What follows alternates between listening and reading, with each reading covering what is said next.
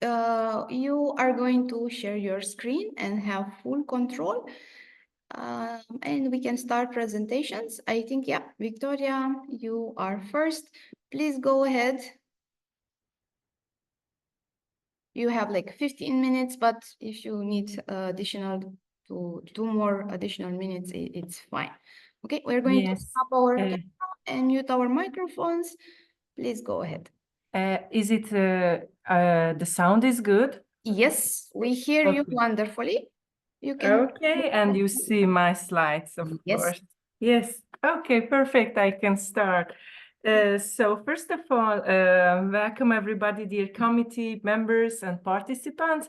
I am Victoria Vida, and me and my co-author Bognár István Ádám. We are from the University of Debrecen, Faculty of Economics and Business. And it's a great pleasure to be here and participate in this Economic Experiences conference. And now I start my presentation is about the innovative solution and green initiatives in the sustainable economic, the Hungarian example. And now we see that the climate change is already affecting the world with extreme weather conditions such as drought, heat waves, heavy rain, floods in whole Europe. Nowadays in Hungary, we have almost 40 degrees, and so it's very hot. So to reduce these effects in the EU, it's a very important issue. We all know that the global warming requires action to reduce the greenhouse gas emission and carbon dioxide emission. So to reduce these effects, the EU make initiatives, and the European Commission. Victoria, sorry, just a bit. I think, do you have like two screens?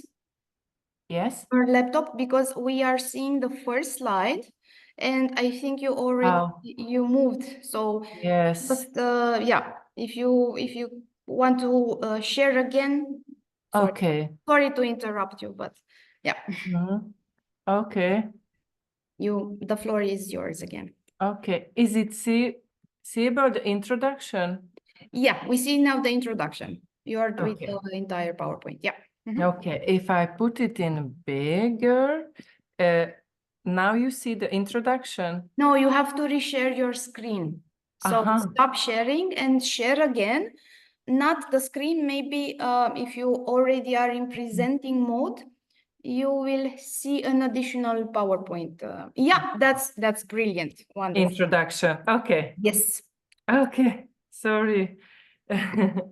So I mentioned that to reduce these effects, the EU make initiatives. The European Commission presented the European Green Deal, and now, sorry, it won't work. So it's better. Yes. Now you see everything. Okay. So to reduce the EU make initiatives, and the European Commission presented the European Green Deal, and the Parliament adopted the EU climate change. And now you see, I hope, two pictures, and in the left side we can see the emission in the EU, the greenhouse gas emission in 2019, broke down by main sectors. And you see the transport, the domestic transport was responsible for about a quarter of the EU's total carbon dioxide emission. And after comes the energy, the commercial, the industrial, and the agriculture. And we see that in the right side of my slides, that the transport between the greenhouse gas emission breakdown by transport mode, that we can see that more than 71% to this greenhouse gas emission comes from the road transportation by cars and light and heavy trucks. And the EU aims to achieve 90% reduction in greenhouse gas emission from transport by 2050 compared with the level of 1990s. So we see that the problem is huge. In this slide, we can see in the middle that the total greenhouse gases emission in the EU by country. We can see in the middle Hungary in a red circle. The whole in the European Union, the total greenhouse gas emission is more than 4 million, and from Hungary comes 64,000. So it's not too huge, but it's important to make attention of that. So the goals in the European Union make emission trading system, carbon pricing on imported goods, and reducing emission from the energy sector, using forests to capture the emission. But the most important is reduce the emission from cars. And what do Hungary? So let's turn into Hungary. The green development is important. Now we saw China and Europe have set green growth as goals to achieve the carbon neutrality in the coming years. And there are two ways to reduce this carbon dioxide emission from cars: making vehicles more efficient or changing the fuel that we use. So, however, the electric cars are already providing a cleaner option than the vehicles by running with petrol. So the electric car should become even less harmful for the environment, especially given the EU plans to make batteries more sustainable. So this is why the Hungarian and the Chinese president meet each other. And it was a very important issue in May in Hungary, because the Chinese president more than 75 years, we have this diplomatic relation between these two countries, and the diplomatic issue called One Belt, One Road strategy between these two countries.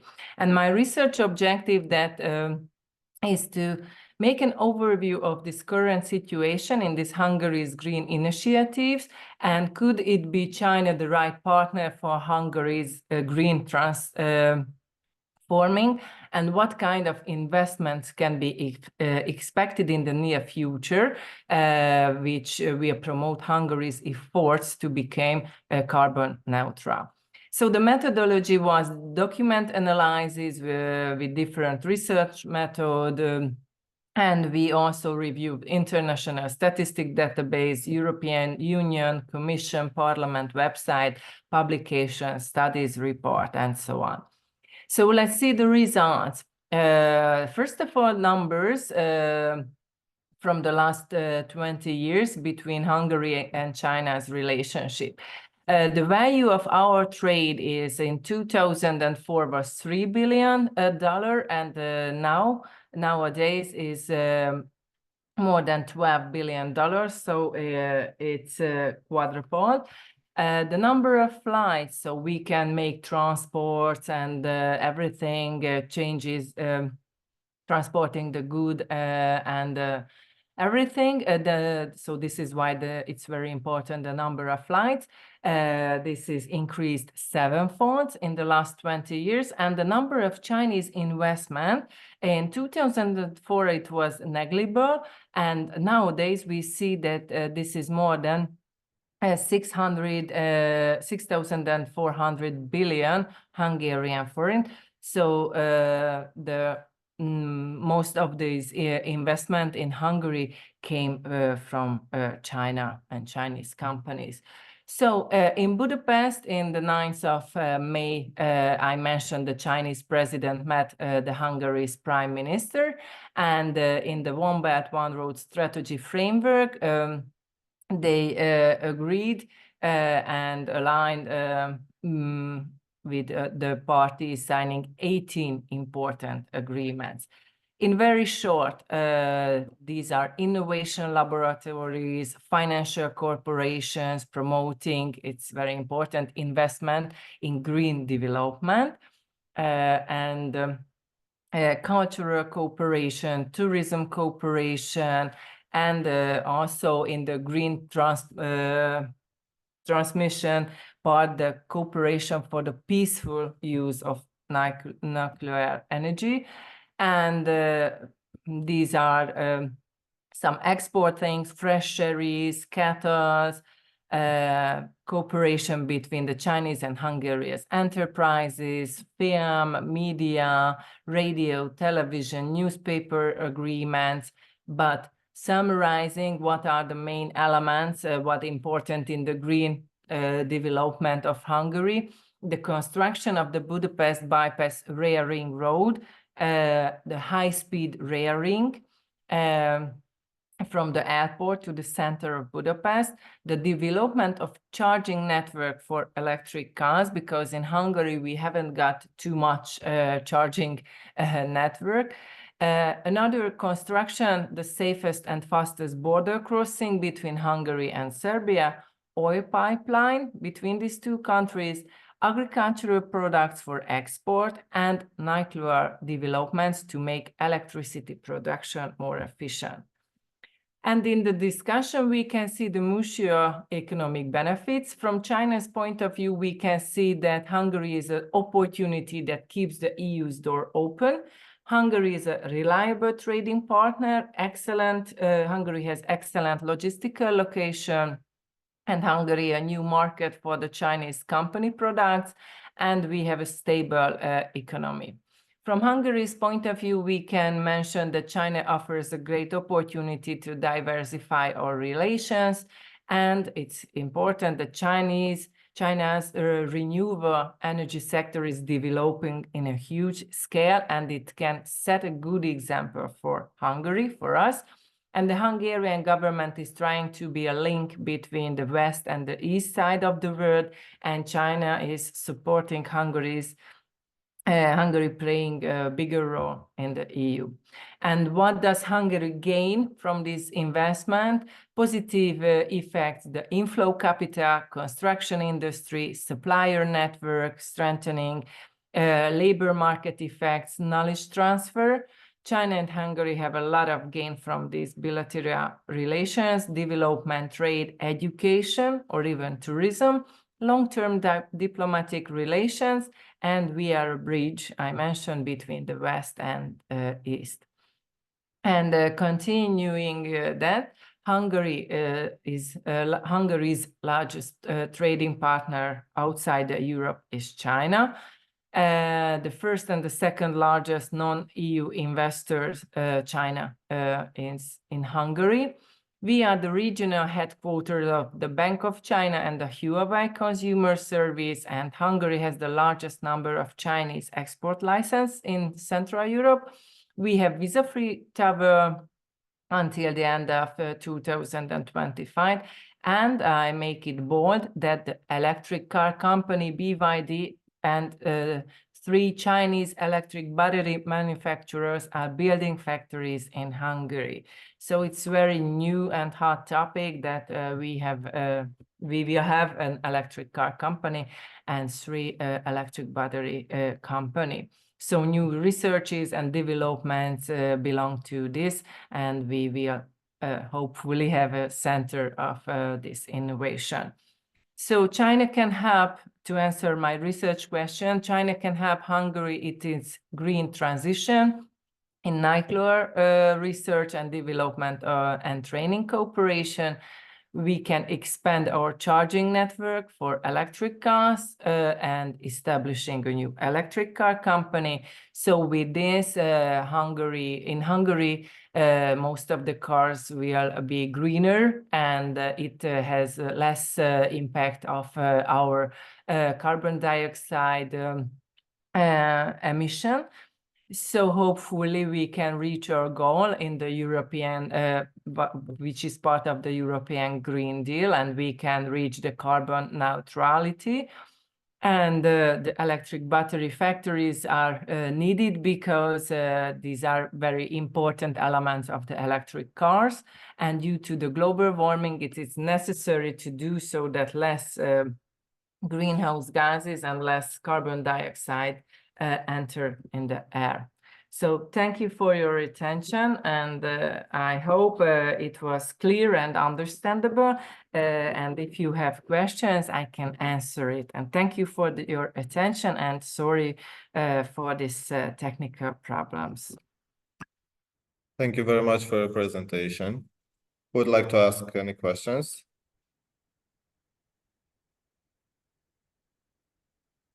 Please.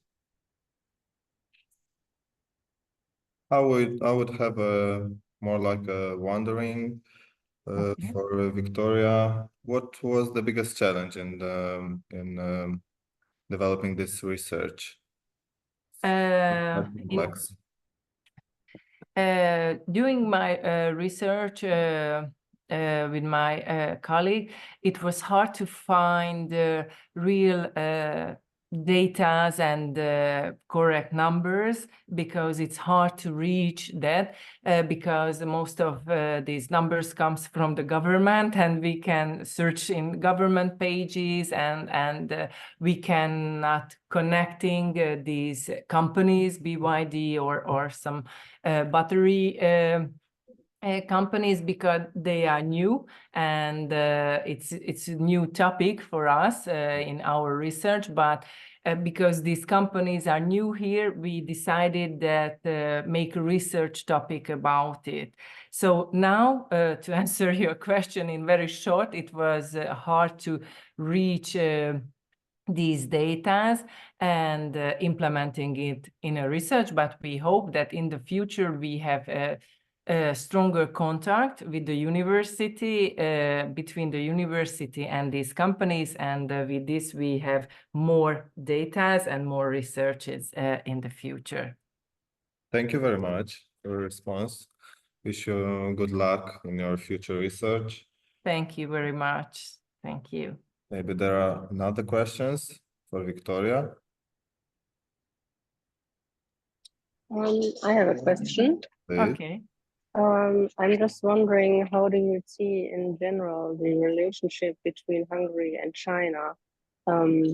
Because you said you get your data and from the research from government papers. So did you actually get data from China's government as well?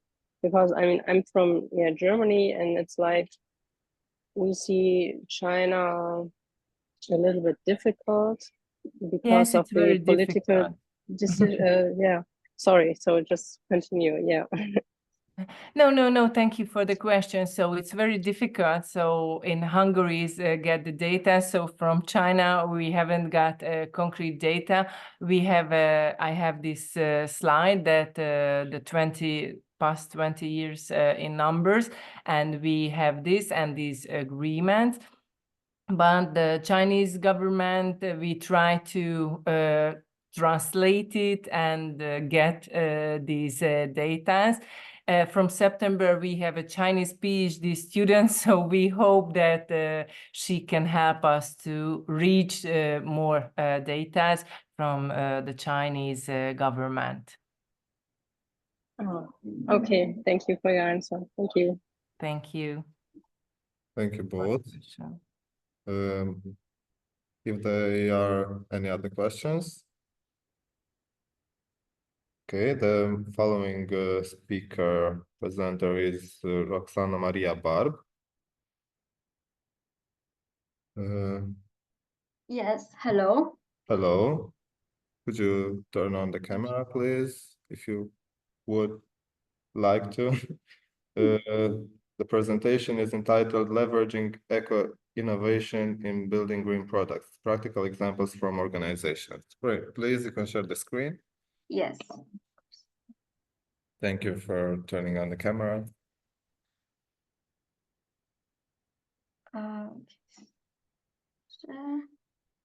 Please let me know if you see my screen. Yeah. Okay, I will. And it's open. You can see it presentation, the slide. Yeah, everything was perfect. Okay. Just wanted to make sure I have everything in order. Okay. So my name is Roxana Maria Barb. I'm a PhD candidate at Lucian Blaga University of Sibiu. And the title of my research is Leveraging Eco-Innovation in Building Green Products, Practical Examples from Organizations. The research is structured as follows. We will start with an introduction, with a methodology, results, limitations, and in the end, we have the conclusions. So I'll try to keep my presentation as short as possible, and that's why I use these figures. Eco-innovation has received more and more attention in the academic literature in the past years. So I believe it provides more value to both companies and clients, and also to the environment, as it brings several benefits to the planet. We can discuss as benefits saving energy, reduce consumption of the materials, achieve win-win results for all persons involved or all stakeholders, and improve resource utilization rates. As a methodology used, I used a qualitative approach in respect of case study. I analyzed the secondary data of coming from companies' documents, such as CSR publications or web pages. And the main question for the research was what green products were developed by companies considering eco-innovation. In the following moments, I want to present two companies who developed green products using eco-innovation and ways in order to improve and to bring benefits to the planet. The first company is Fairphone. It's a company which was founded in 2013, and its goal is to create products which are friendly to the environment and taking into account of factories' conditions and the materials used in the production. It has I took the smartphone they developed. They develop 5 versions, which is called Fairphone 1, 2, 3, 4, and 5. And they say it provides 5 years warranty policy and 8-year software support, which increases the time of usage for the phone. Also, the phone has modular parts, and that's why it's easy to repair and it lasts longer. It recharges to 50% in 20 minutes, and it uses more than 70% recycled materials in its components. The company uses 100% renewable energy in the assembly manufacturing, and it invests in projects reducing dioxide of carbon emissions. The company also, through the phones they are selling, they are working towards achieving 10 sustainable development goals, which were developed by UN nations to be reached by 2030. Some of the goals are good health and well-being, climate action, life on land, responsible consumption and production, and zero hunger, and partnerships for goals and others. Also, in order to reach these goals, the company implemented some KPIs, which are split in outcome KPIs and impact KPIs. In respect of outcome KPIs, they measure the Fairphone's sold, longevity score, e-waste neutrality, spare materials and factories, industry influence score, net financial results, industry influence score, e-waste avoided for the impact KPIs, and people benefiting, and dioxide of carbon avoided. In the following moments, I want to take some of the KPIs, not all of them, and present the results of the company. So they said, in this figure, you can see that in 2023, they sold 100,107 phones. However, their goal was 170,000 phones. And we can see that in 2023, they not even reaching their goal. It's quite below, quite reduced. And also the sales was even lower than the previous year. However, in respect of longevity score, they say they have the goal of we can use the phone for 4.5 years. And as you can see in this graph, in 2021 and 2022, clients said that they used the phone for 5.5 years. However, last year, the number decreased to 4.7 years. In respect of e-waste recovered and how many fair phones were sold, the goal of the company was 100%, and we can see that in the last 3 years, they reached the target without any problem. And here in this image, we have the components for the Fairphone. And as you can see, the majority of the materials used are from 100% recycled materials. Few of them are not fully, they do not come from fully recycled materials, or they cannot be fully recycled afterwards. The second company in which I want to discuss in this research is Apple for its iPhone 15. And as a comparison to the Fairphone I presented previously, the iPhone 15 had 23% recycled or renewable materials, and 31% of manufacturing electricity were sourced from supplier clean energy projects. The material the phone has is free of arsenic, mercury, PVC, and beryllium, taking into account that Apple is constantly working towards achieving a more environment-friendly smartphones. Also here, I inserted the materials which are used in developing the phone. And as we can see, the majority of the materials are coming from 100% recycled materials.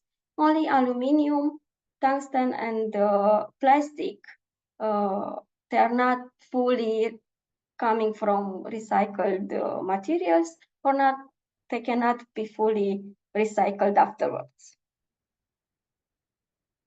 In respect of responsible packaging, Apple is using 99% fiber-based and packaging, and also they use 100% recycled or responsibly sourced wood fibers. In respect of longevity, because the iPhone is water and dust resistant, this will enhance durability of the phone, and clients and users can maintain it for a longer time.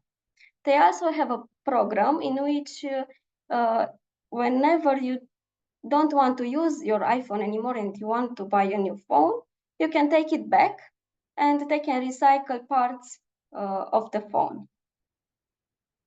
And also here we can see in this figure that if in the past they had 78 kilograms of baseline emissions, this was reduced with 22 kilograms by using recycled and low carbon materials and clean electricity, getting to 56 kilograms of emissions by iPhone 15. And I'm sure this was last year, so I'm sure the next versions of iPhone will have fewer emissions.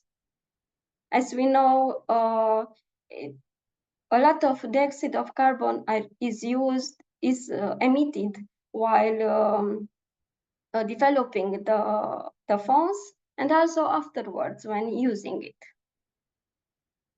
The limitations for this case study is that I researched only 2 green products, and it's limited to smartphones. And further research may comprise products from other industries. And also, as a conclusion, we can say that companies use eco-innovation in finding ways to develop green products so that they can bring benefits to people and environment, not only for their profit. Thank you so much. And if you have any questions,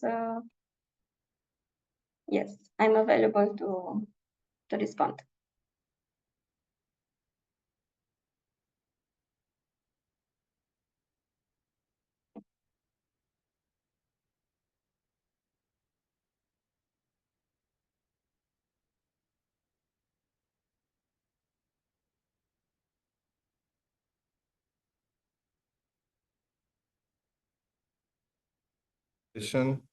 Are there any questions?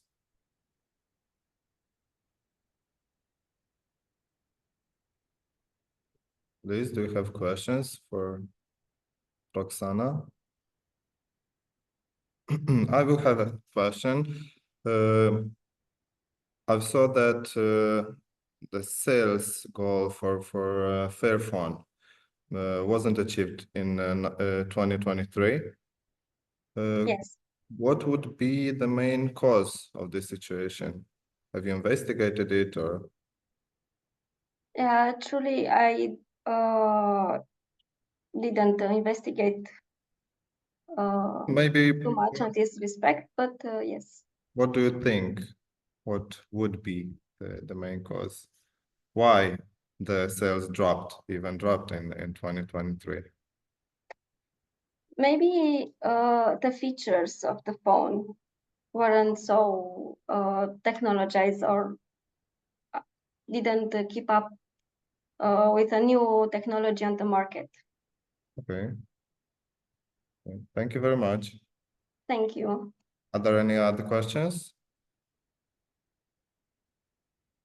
Okay, thank you very much again. The following presentation was the of Marianne and Tehabi. Yes, Marjan and Hobby. Marjan. And I try to share my screen. Yeah, please. The presentation is entitled Enhancing Recruitment Strategies in Developing Nations, a Sustainability-Focused Approach. Please. Yes. Okay, you can see my screen. Yeah. Good. And okay. My name is Marjan, as you told. I'm a PhD candidate in the University, Lucian Blaga University in Sibiu. My focus on human resource management in the sustainable human resource management fields. And today I want to present the title Enhancing Recruitment Strategy in Developing Nation and Sustainable Focus Approach. I don't know why. Okay. As introduction, I can tell this study focus on sustainable recruitment practice in developing nations, and look at 32 case study from places like Bangladesh, Kenya, Iran, China, and so on, and showing how to build a strong and future-ready workforce. This strategy have three main pillars. First of all is environmental awareness. This means thinking about the environmental in on a hiring practice to create a culture of taking care of the planet. And the second is local talent development and community engagement. This involves developing local skills and working closely with the community to balance economic growth, social progress, and environmental care. And the last one is cultural adaptation. This is very important. This is about understanding and respecting different culture background to recreate effectively. The study is also discuss creating sustainable talent pipeline and making environmental care a part of recruitment to attract people who are a commitment to long-term environmental goals. And also organization can improve their hiring process by using technology, embracing social um, responsibility and maintaining ethical standard, also leading to leading sustainable development and positive social and economic outcomes. As a background, I can tell building a sustainable workforce in developing nations is challenging. One big is limited access to quality education, which makes it hard to find skilled workers, and another one is high unemployment rate also make it difficult to find people with the right skills. Additionally, there often aren't necessary there aren't often aren't enough resources to create a competitive training and development programs that are necessary for growing a skilled workforce. And these challenges show the need for innovative recruitment strategy to find and develop talents that matches to the organization's sustainability goals. The methodology in this study, this is a looks into the sustainable recruitment practice in developing economies by reviewing 32 case study across the different developing country. This case study cover various industries and organization size in regions such as South Asia, Sub-Saharan African, and the Middle East and South Asia. The countries include Bangladesh, Kenya, Iran, Nigeria, Tanzania, Egypt, Saudi Arabia, Indonesia, and so on. The analyze focus on how these organizations incorporate environmental awareness and develop local talent and adapt to different cultures in their recruitment strategy. Is also look at the results such as attracting environmentally conscious talent and encouraging community engagement. Lastly, a thematic analyze was done to identify common challenges, successful strategy, and the new training, giving a complete picture of effective sustainable recruitment in a developing economy. The result, these four elements are the result achieved in this paper. The core, the core pillar that they are the core pillar of sustainable recruitment. In this research, first of all, building a talent pipeline aligned with sustainability values and local talent development and community engagement, and assessing environmental knowledge. And the last one is cultural adaptations. First of all, I talk about the building a sustainable talent pipeline. This section focuses on building sustainable talent pipeline in developing country, but aligning values strategy. Sustainable recruitment is not just about the finding a skilled candidate. It's about also attracting people who are share the organizational core sustainability values. When job description clearly express a commitment to environmental responsibility and sustainable practice. They appeal to potential hire who prioritize these values. This approach helps to create a talent pool of qualified individual who are passionate about the contributing to a sustainable future. And aligning job descriptions with sustainability values offer several benefit. First of all, attracting eco-conscious talent. It means emphasizing sustainability, attract candidates who are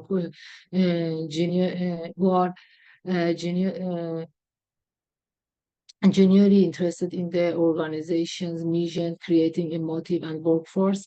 And the second one, cultivating a culture of sustainability. It's integrating sustainability into the recruitment that helps establish a company culture focused on environmental responsibility. And the third one is identify sustainability champions.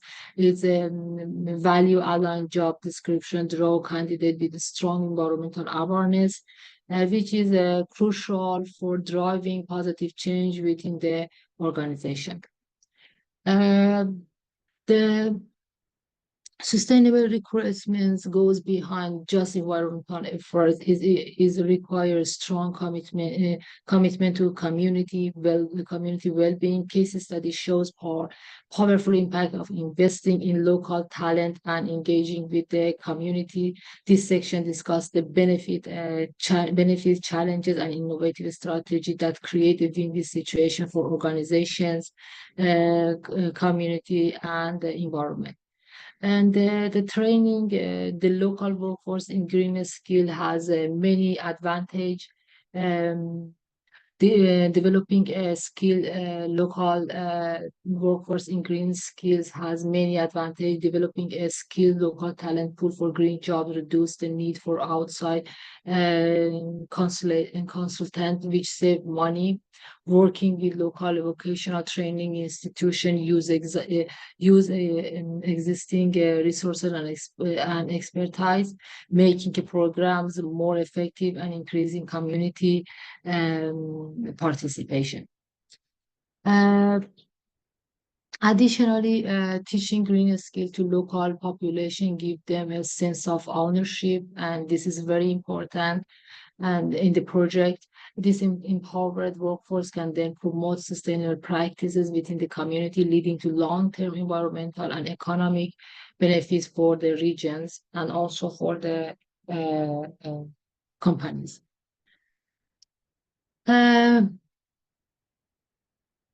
Evaluating environmental knowledge during recruitment benefits both organization and the environment. Study in Bangladesh and Kenya shows the positive impact of assessing candidate environmental awareness. For example, in Bangladesh banking sector, prioritizing environmental knowledge helps select the candidate aligned with the sustainable goals. Assessing environmental awareness attracts individuals passionate about the sustainability, creating a dedicated workforce.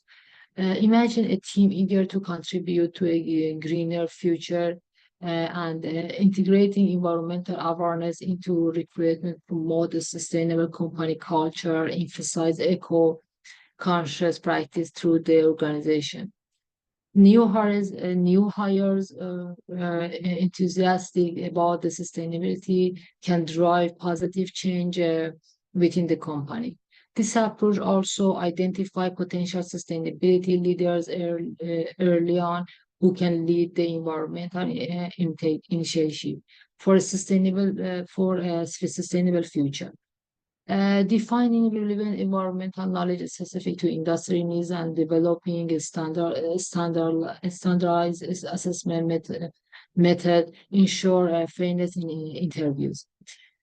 And effective ways to assess candidate environmental competence include the tailored online quiz or sustainable judgment test. That's very important too.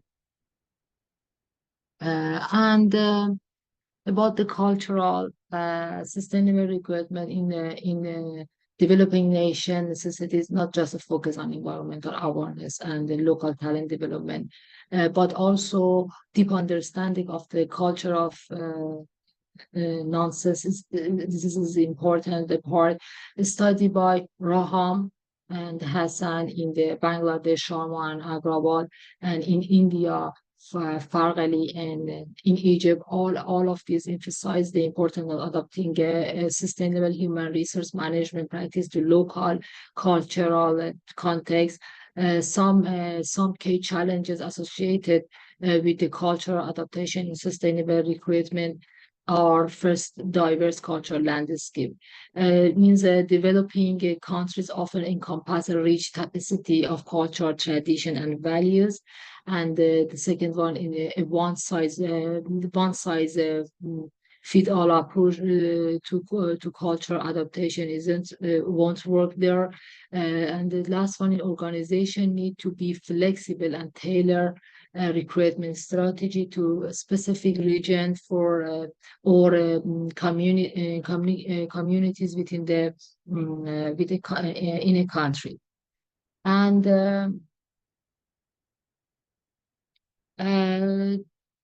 the technology for effectively and accessibility technology play a crucial role in sustainable recruitment.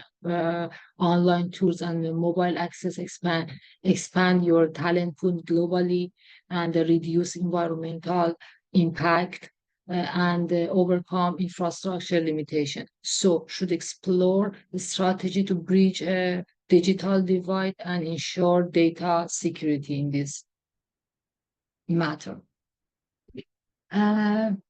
As a conclusion, sustainable recruitment practices are essential for building a strong and future-proof workforce in developing economy by prioritizing environmental awareness, local talent development, and cultural adaptations. And cultural adaptations, organization can create a win-win situation. This approach attracts eco-conscious talent, foster economic growth, and build a diverse workforce. Additionally, leverage technology, investing in communication, investing in the communities, and acting ethically are key strategy for success. So should consider this. Sustainable recruitment is not just about the finding jobs. Is about the build a sustainable future for both business and developing nation. This is a part of my my references, and thank you so much for this opportunity. And if there is a question, I can hear. I'll listen. Thank you very much for your presentation. Are there any questions? Yes, I have. Please. And Victoria, sorry about my camera. I don't know why it's not work, but I have a question. Did you analyze which country has the biggest challenge in this sustainable recruitment? Who has the more difficulties and big challenges? Answer your question a little bit hard, but because I didn't compare them. But as I focus just in developing nation in the many areas for HRM practices, I can tell you about the Middle East better than other places. Okay, for example, in Africa or other, because I'm more focused on there. I can tell you the countries such as Afghanistan, Iraq, this country, or countries same as Syria, the country are in the war, and in this kind of situation or post-war, same as the Afghanistan, they have more problems. First of all, because of the situation, their government, their regime there, and also another one is about the cultural adaptations. For example, if I answer you good, for example, in Afghanistan, when I talk about the cultural adaptation for hiring, when you want to hire the women's there, should consider that they should have a statement from husband or the fathers there to hire. And this is also a problem about the inequality and so on. But this is a part of their culture that should consider there. Not fair, but you have to consider. But exactly, I can't tell you which one has more problems, more issues there, because each of them have a problem in a way, you know. Yeah, if I answer you, try to answer you. Yes, yes, thank you. Perfect, perfect. And I have another question, if it's possible. Is there Sure. Is there any good example or best practice country? So the opposite of Uh-huh. the. You know, again, I haven't the good example of the uh, it, a specific country, but the richest country is better. For example, I didn't focus on the east of developing country in east of Europe, but they are better, very better than compared with the African countries or countries have a issue with the war in the Middle East, but the east of Europe is better. I can tell you totally according to my research or the country is richest. For example, same as mm, Saudi Arabia or Qatar country. They are developing countries. They are, but not as a financially as a equality. Yes, So they are better in this area about the hiring or these things. yes. Thank you. Thank you for your answers. You're welcome. You're welcome.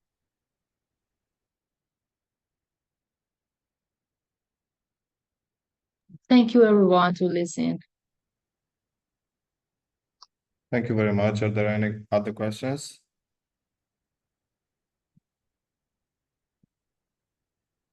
Okay. Marjan, please stop sharing. Yes, I try. Yes, thank you. The following Is presentation. it stop? No. Go back to share and then stop. If not, the next presenter, I think it's Mihaela Kilian, you can start sharing, and I think then it stop the share from Marjan. My share is stop now. I try to stop it. It isn't yet. Wait, yes.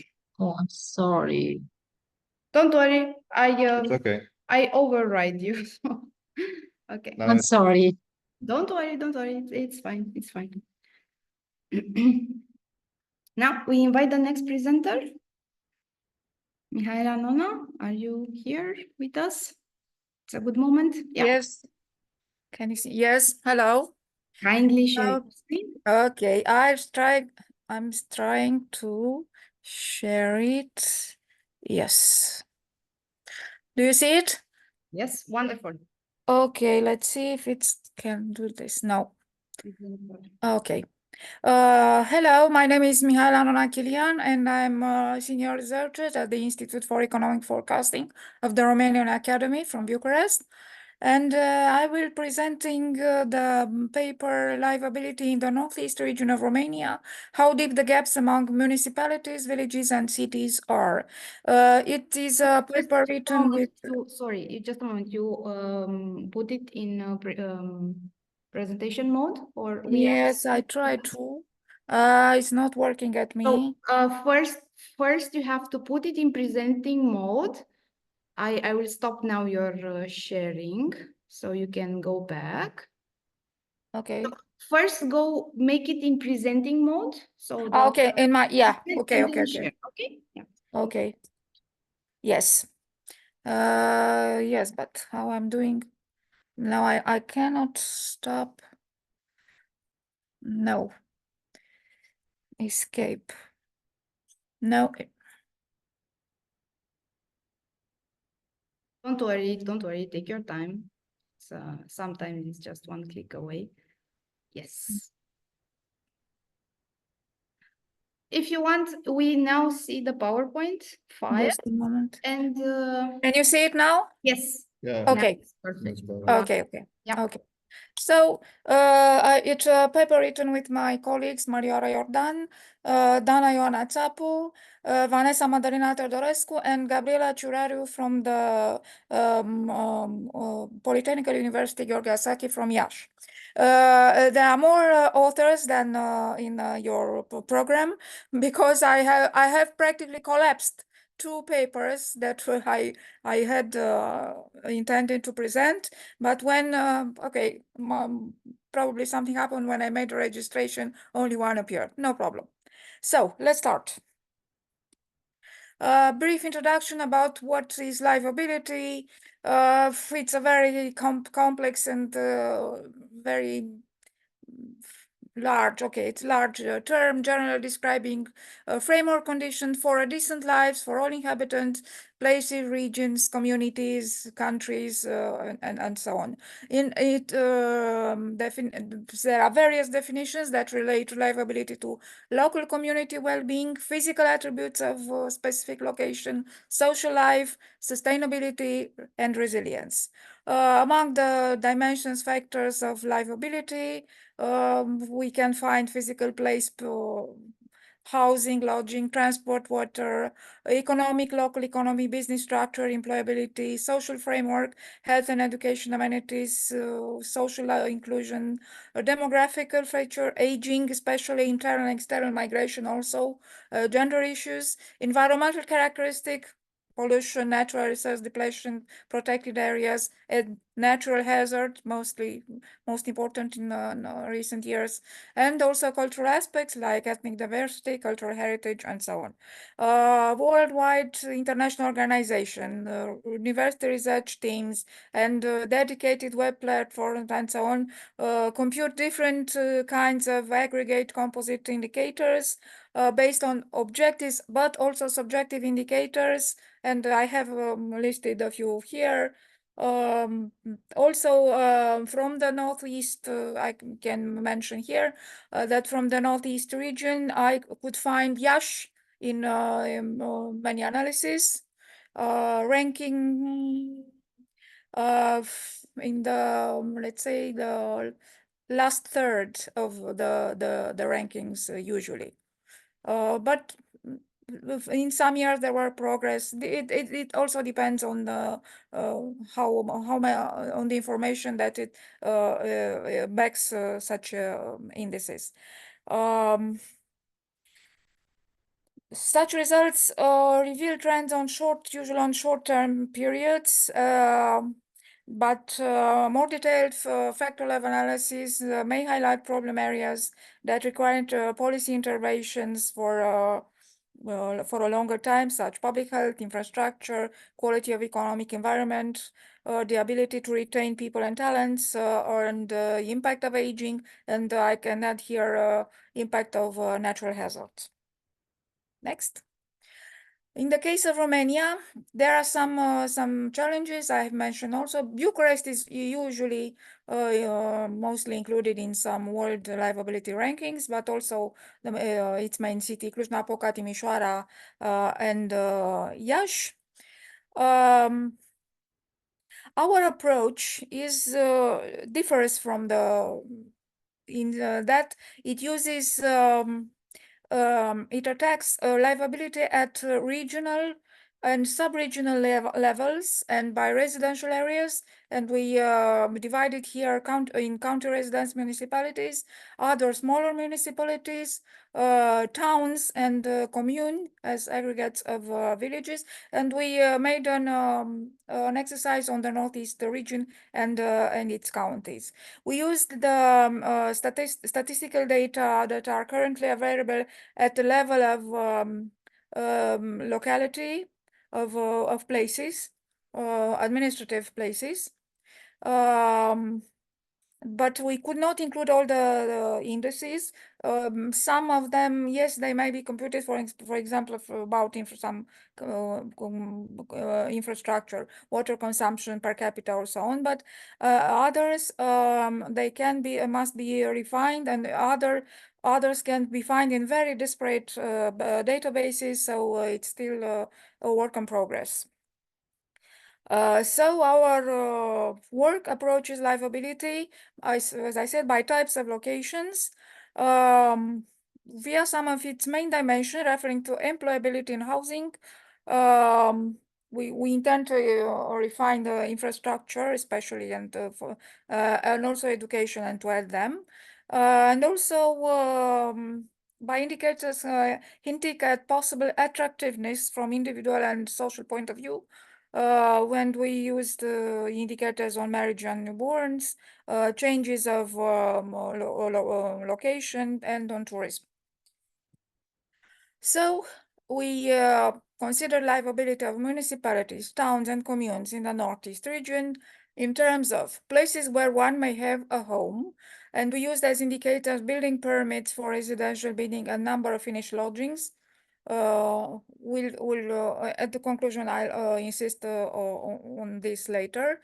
Places where one may find or not a job, as an indicator, average number of employees and unemployed persons. Place where one may start and or raise a family, and I said number of marriages and number of newborns. Places where one may settle or which one may choose to live, population gain or loss due to internal or external migration, or places that are attracted to visit and experience, and the number of tourist arrivals. And for comparability, all the indicators were computed as per 1,000 inhabitants. And we also, depending on data availability for each indicators, we used longer series because we're interested to see a larger time span, even up to 30 years, as we'll see. So, place where one may have a home. Building permits per 1,000 inhabitants. Because the way it is defined, its relevance, especially for communes or towns, but also for, if we can find, for other municipalities in Botoșani, Suceava, and Vaslui counties, because they are smaller municipalities. Highest level were found in Suceava County, also in the case of towns and communes, as you can see on the graphs, and also Iași in the case of communes, villages, I'll say villages. It has been quite a stabilizing trend after 2011, after very large variations after 2000. But after 2020 has been divergence in evolution. We know what happens in the pandemic when when some people decided to leave towns and cities and move to villages or even smaller towns. But we'll see if this trend continues, or because some of them already found that it's not so easy to live in the countryside. Finished lodgings. This is a larger time span areas from, as I said, 30 years.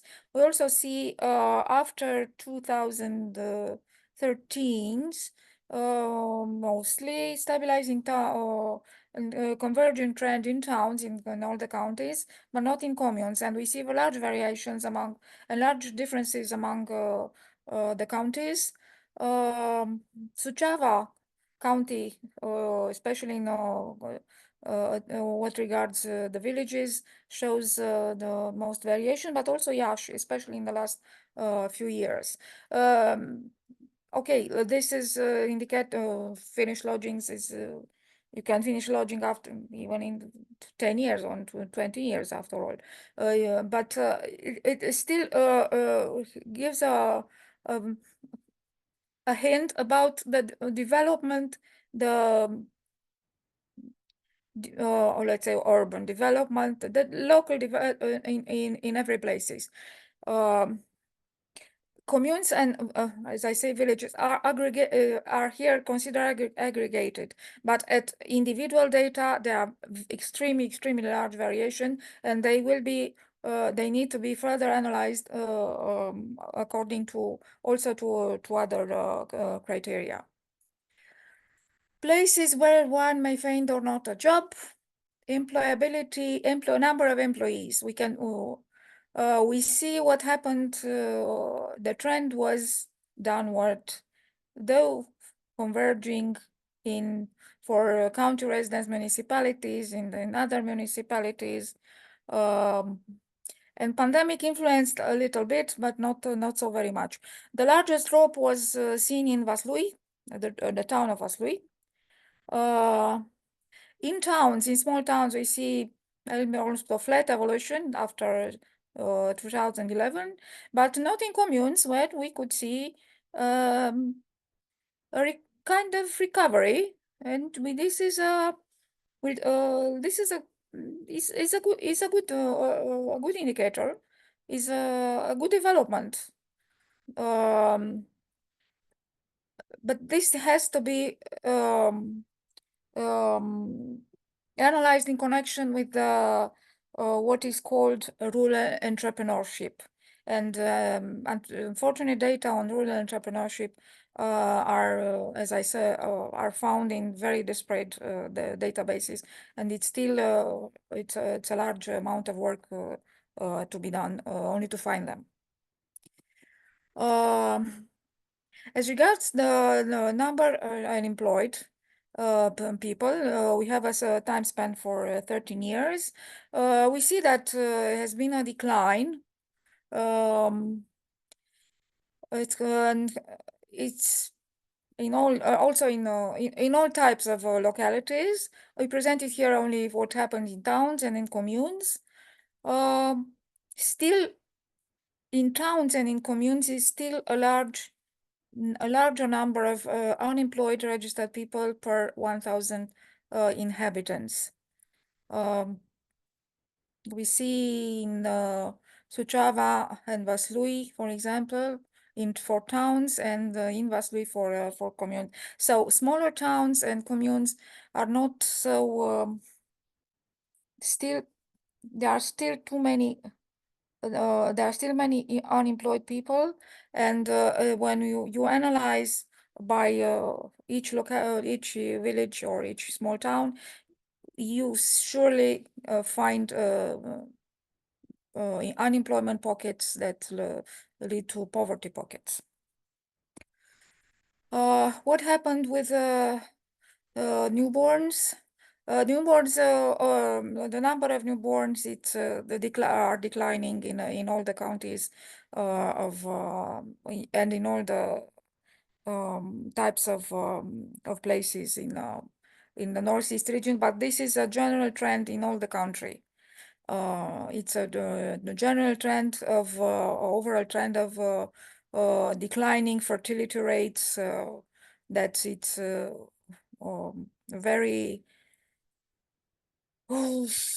very difficult to attack with serious policy to be reversed. No, I don't think it can be reversed in at least not in generation or so, but at least to be made smaller. I don't know. This is a trend, and it's also a trend in the European Union. But however, still children are born in Romania and in Northeast, especially in the Northeast region, still are born. Not so many as before, but still are born. Population gain or loss. Population gain or loss we see the different patterns for different types of localities. Country residence municipalities, some of them, Iasi Vaslui, after the global crisis, saw very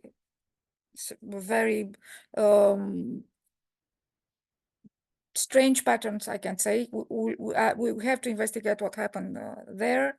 In other municipalities, we can see that has been a small recovery, so people are moving to that place, type of places more than they did before. In towns, in small towns, the same different pattern at the level of counties, and in communes we'll see a little bit an increasing pattern with spikes, for instance, in Iași and some other counties. Okay, places attractive to visit and experience. They depend on the fact that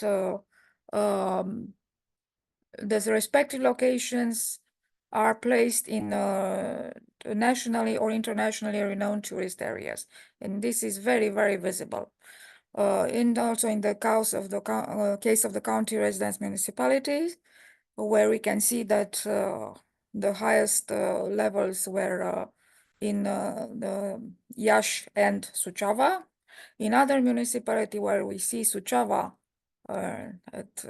clearly the leader, and that because they have two municipalities that are also resorts.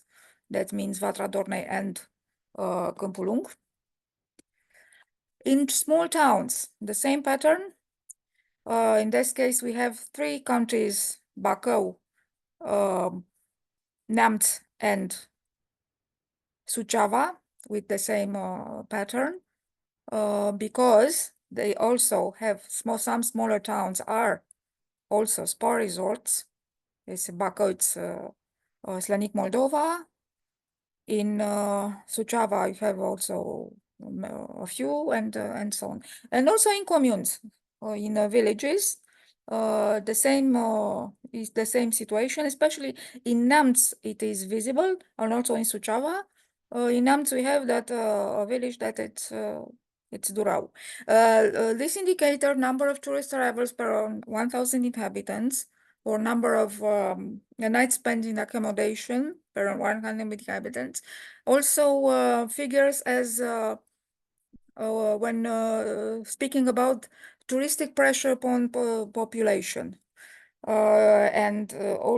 Yes, this number is over an entire year, and if you have to see when it is peak, because it impacts on the resources of local resources, on their management, on management of tourist destination, and so on. And it can be a problem. It can be a problem sometime. It's not very much in the case of Romania, but we see in other countries examples of people in some location that are already inviting tourists to go home.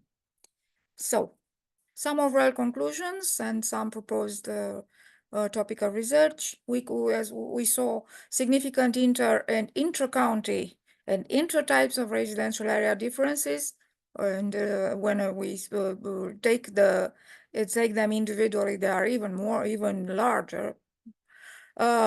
We could see an expanding attractiveness of county residence municipality, with Iași in the regional lead and other county residents in county lead, in lead of their own counties.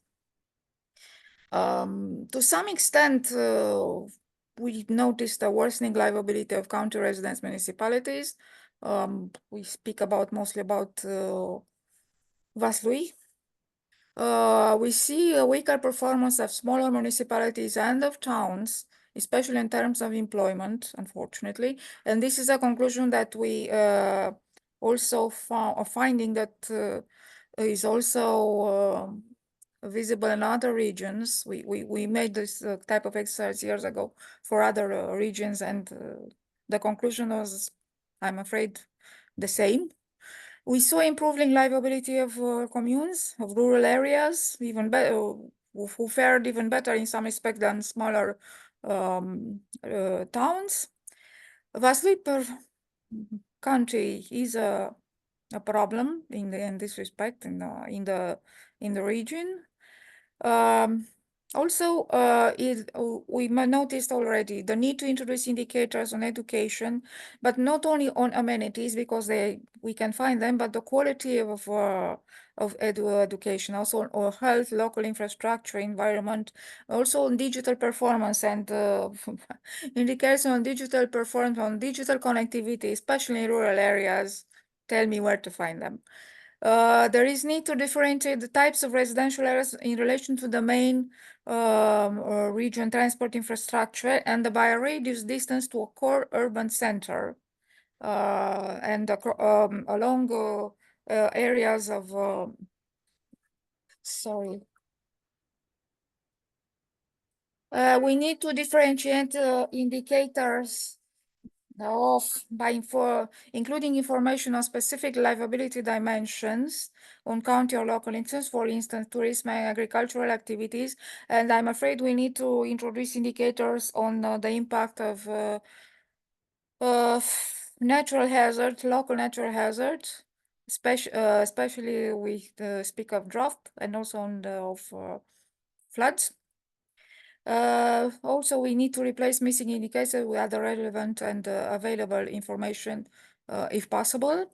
And we have also in mind also need to use big data methods to collect information from other sources.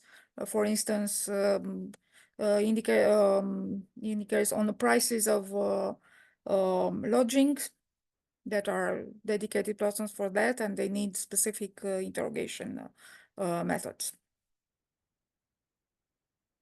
Thank you very much for your attention. If there are questions. Thank you for presenting. It's a very complex topic, and yes, notice there are a lot of work and a lot of data to be analyzed. I think you have a lot of papers to publish, and it's quite a complex endeavor. So my appreciation as a researcher. Thank you so much. Any other comments from anybody? From my side, Victoria, it was very good and very, very complex presentation, and thank you for it. I have only one question. Yes. Is there any initiatives from the government side, for example, to promote that the stay in a rural region, to improve the facilities in the rural region, or from the family side, for example, some subsidies or extra initiatives, for example, to start a new family or promote the birth of children in the rural areas or something like that. I just wondering. Yes, thank you very much for your question. Well, as far as I know, such a comprehensive initiative from this part of the government, I do not have knowledge about. But over the years, there were been different kind of facilities for example, for teacher to make them move to the rural areas, also for doctors, for general practitioners, especially in order to improve the level, the health level, the education level in the rural areas, especially in the most that are very remote or backwarded, and also in places where there are high difficult social problems. I don't know if there has been an assessment of the efficiency of such measures. Well, in some places where they may have been successful, but I'm afraid not for a long time. So I think mostly I think there were some initiatives but at the level of the county administrations, I think, and also regional there were some plans, some different strategies at county level and at region level over the years. Yes, yes, thank you.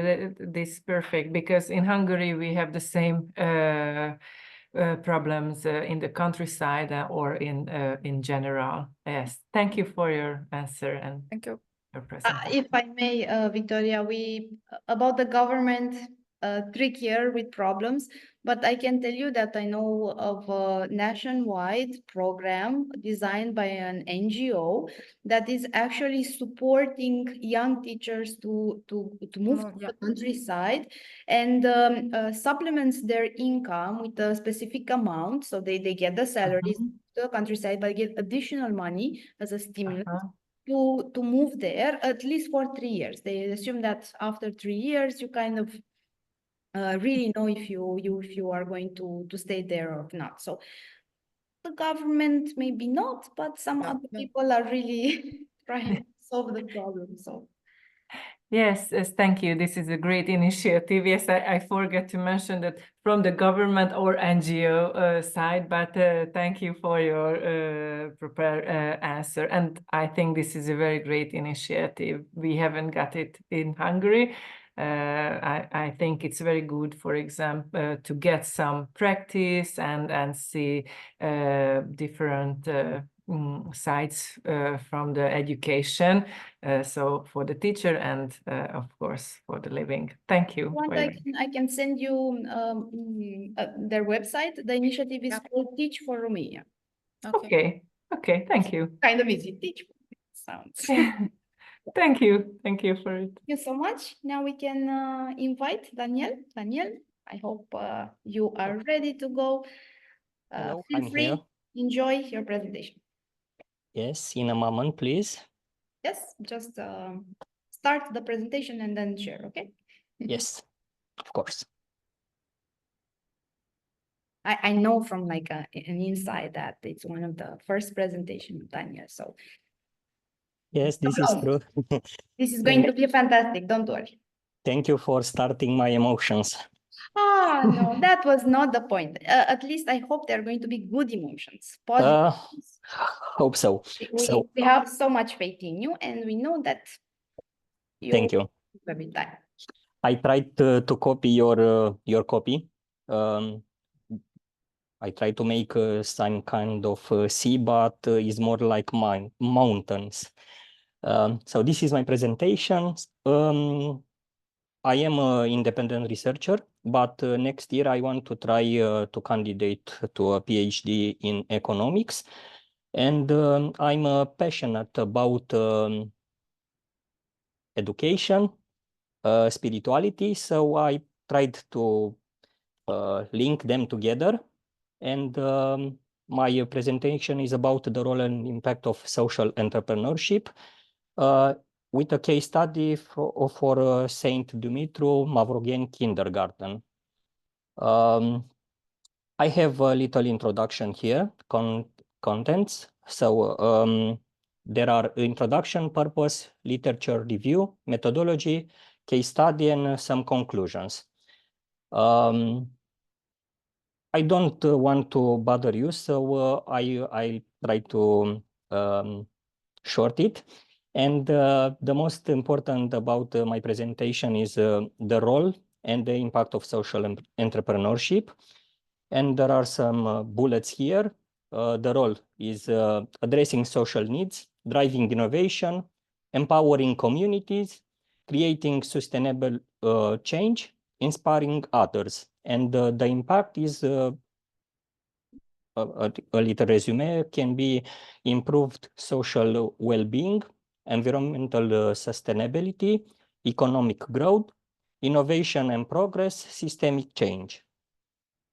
The purpose is to this paper is to show the importance of social entrepreneurship in early childhood education, emphasizing the positive impact of church-supported preschool education in the community.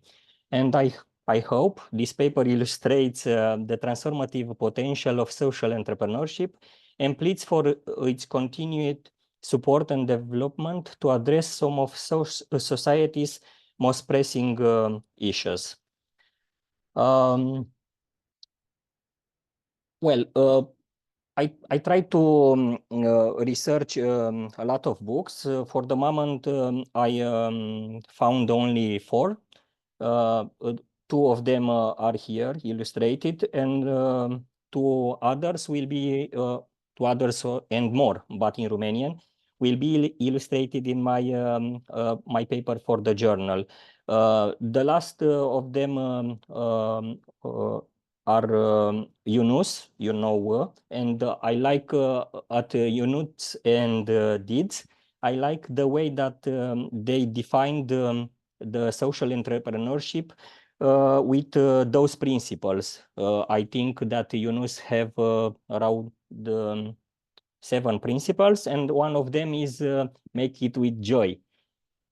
Social entrepreneurship plays a critical role in addressing social issues and driving positive change. It fills the gap where traditional business or government intervention may fall short, offering fresh perspective and sustainable solutions to pressing social issues. My methodology uses a qualitative study, and I try to illustrate here the steps I went through. So I have exploratory nature, interviews and observation, thematic analysis, narrative descriptions, contextual understanding, and the case study approach. Referring to my case studies, I try to synthesize some of the how they run the business, and I put here my findings about historical, social, and economical background. Initially, the kindergarten was some of subsidiary of state-running kindergarten, but then was taken by or improved by the church, the parish Mavrogheni, and from its renovation in 2014, they introduced the concept of social entrepreneurship, and in the last 7 years, they have around 50 graduates there, and I want to tell you 2 very important things about it, and one is that the kindergarten has the cheapest tax, around 500 Romanian RON per month per child, and the kindergarten is in the neighborhood of Antipa Museum and Romanian Peasant Museum. So it has a very central location. When I'm trying to show the objective and mission, I need to say that the kindergarten aims to provide quality education, promoting the development of children and support the families. It aligns with the principles of social entrepreneurship by social innovation, sustainability, social and community impact, providing accessible education services, contributing to community development and community involvement. And also, the kindergarten promotes Christian values by integrating religious teaching and symbols into daily activities. The operational model of St. Dumitru Mavrogheni is to adopt a sustainability it's to adopt sustainability, diversifying funding sources, forming strategic partnership, and optimizing cost through efficient management, attracting programs and community involvement. Resources are mobilized through a variety of methods, from flexible tuition fees and fundraising campaigns. The stakeholder involvement, of course, the stakeholders are parents, staff, and community, and are actively involved in the kindergarten.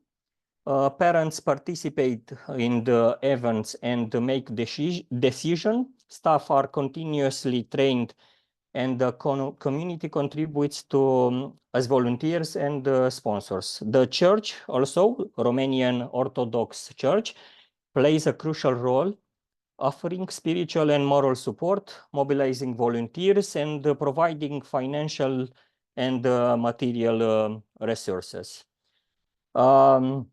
As an impact and evaluation, St. Dumitru Mavrogen Kindergarten evaluates its success by tracking children's academic and social emotional progress, as well as through feedback received from parents and the community.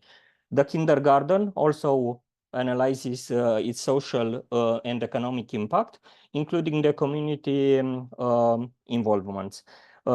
Children's academic performance is carefully monitored and compared with national and international standards. Of course, running a social business is not that easy, so there are a lot of challenges. The kindergarten faces financial challenges, such as dependence on tuition fees and competition for public and private funds. It also faces scalability challenges, such as space limitation and difficulties in recruiting and retaining staff. To overcome these challenges, the kindergarten must implement rigorous financial planning, develop partnership, and invest in infrastructure and human resources. They have in work now kind of clinic for kids with Down syndrome and other problems. Continuous monitoring and evaluations are also essential to ensure that the long-term success of the kindergarten.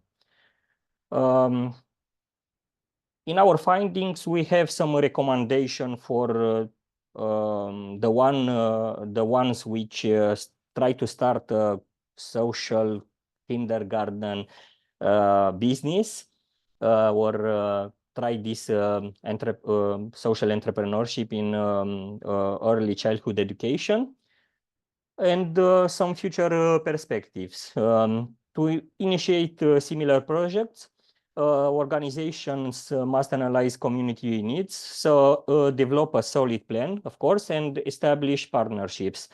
Investment in infrastructures, human resources, relevant education programs, monitoring and community involvement are crucial, of course.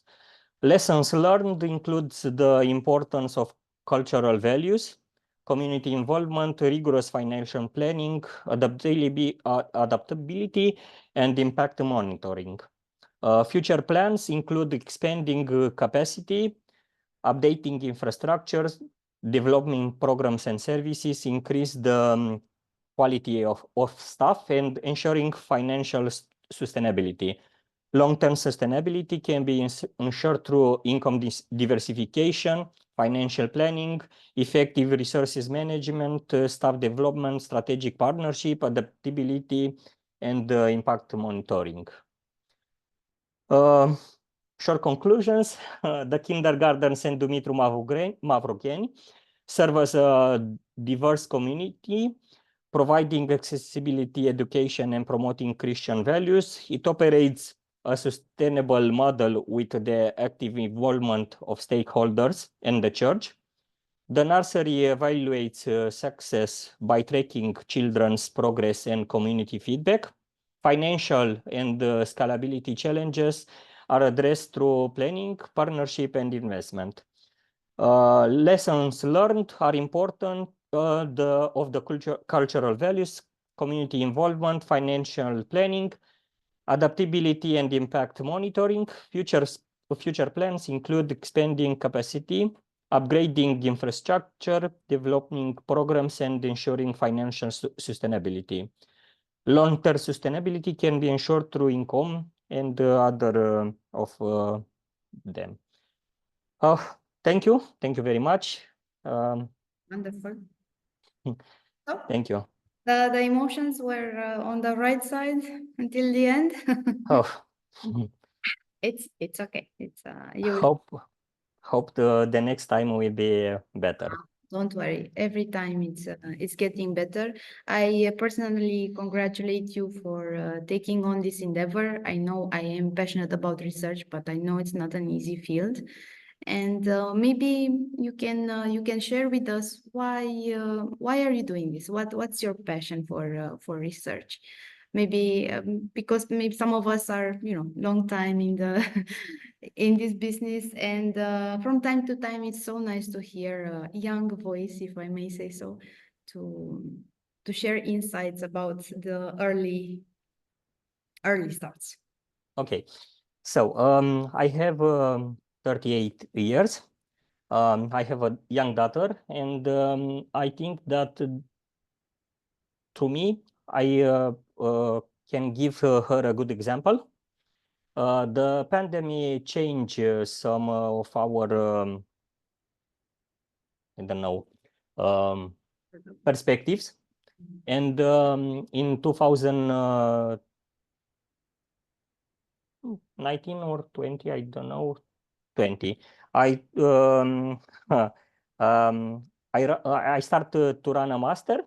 And then in 2021, I start a new license, a new faculty, the theology faculty.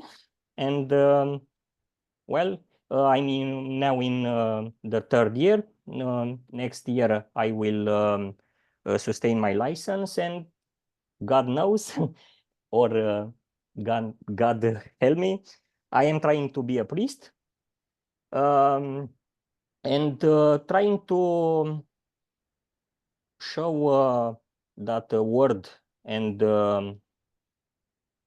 us, the human, can be good, and can make a lot of good for humanity. And the social entrepreneurship and spirituality, I think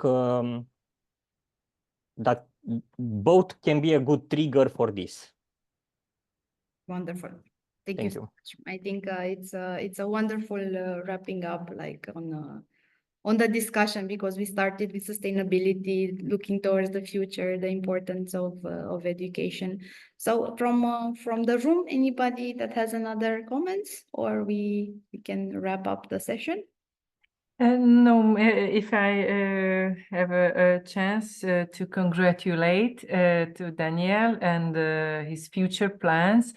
It's very good to hear that some people had future goals like you, and yes, and I congratulate, and I hope in Romania this model will be very popular, and there will be more and more kindergartens and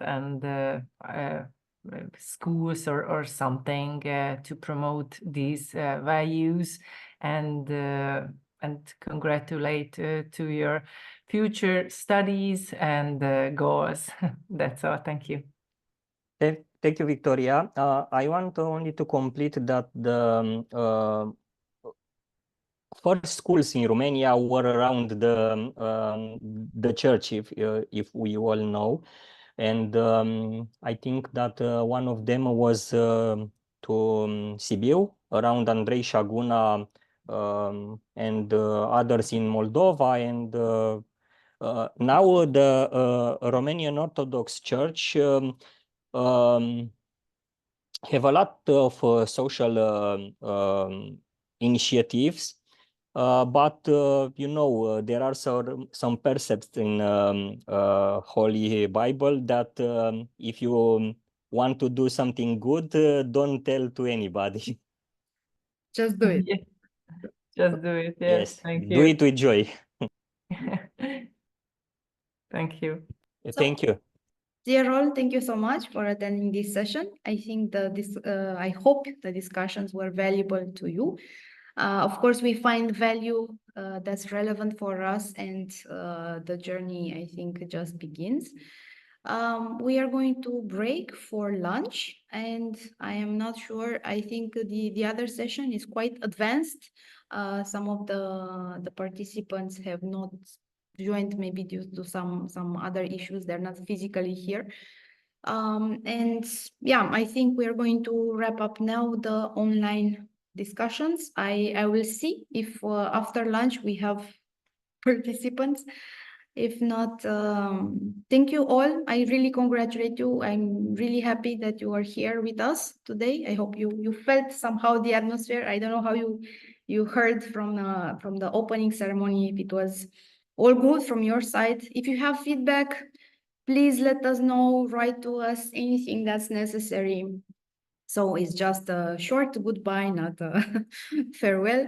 So keep in touch about publishing. We are going to come back to you about the article publications, comments of the reviewers, and of course, any other type of support you need from our side. The certificates of attendance for you will come via email. I hope that by Monday everybody has it. If not, give me one more day. We are everywhere doing everything. So yeah, but most definitely everybody will get the certificate, and maybe in a week or so we will have the entire retrospective of the conference there. You will be able to see the presentations from the other panels. So if you have questions, you will also have the contacts of the other scholars. And yeah, keep in touch. We want to re-strengthen the community here at SER. Have a nice day. Thank you very much. Thank you. Bye-bye. Thank you for everything. Thank you all. Thank you. Thank you very much. Bye. Bye-bye. Închis tu? Că... Bună ziua!